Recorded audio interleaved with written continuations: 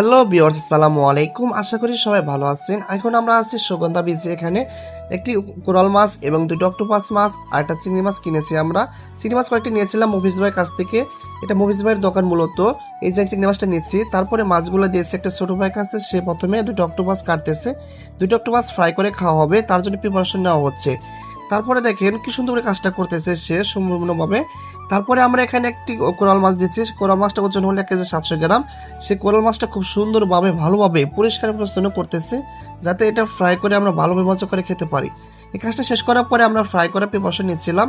দেখেন এখানে তো আপনারা নিজেরাই ফ্রাই করতে পারবেন, তারা সকল ব্যবস্থা করে দেবে।